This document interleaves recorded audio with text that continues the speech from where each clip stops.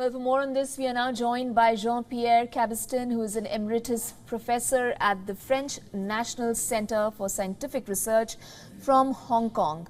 Welcome to the show, sir. My first question to you, well, the new national security law, now this comes on top of a 2020 security law, which is already imposed by China. Do tell us, why does China need this new law, and which was in fact passed within 2 weeks of it being presented?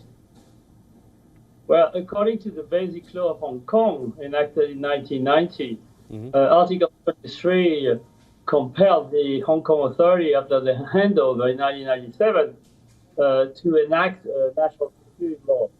As you know, in 2003, there was an attempt to do that, which failed because people were in the street against that idea.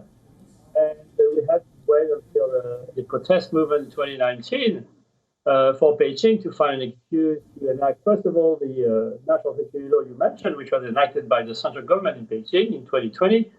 But still, Hong Kong Authority had to enact their own law on national security, which they just done.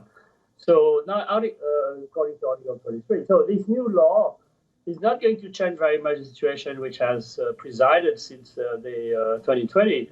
It may fill up a few loopholes in terms of national security, but I think the rule of the game are pretty well known since 2020. It's now a set of very, very restrained public liberties, democracy, and political participation we have in Hong Kong because of this new national security environment.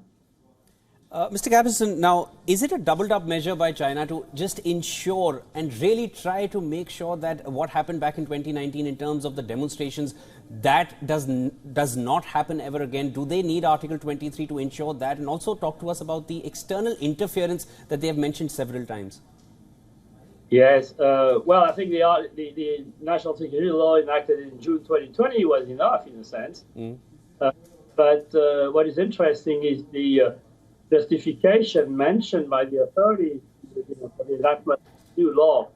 The justification is the violence of the movement in 2019, which is kind of a myth, because the violence was on the side of the police, on the side of the demonstrators. By and large, demonstrations were peaceful. Some demonstrators destroyed some facilities, like the NPR station, but no one died. So it's a myth. The problem is with this new national security environment and both laws, there's no way for Hong Kong people to express themselves, demonstrate, to criticize the Chinese Communist Party. So now, if you criticize the Chinese Communist Party in Hong Kong, it's a crime. You can go to jail. So that's the new political environment in which we are. Secession, subversion, treason, all those things are pretty much included in many national security laws around the world. The trouble is how you define them.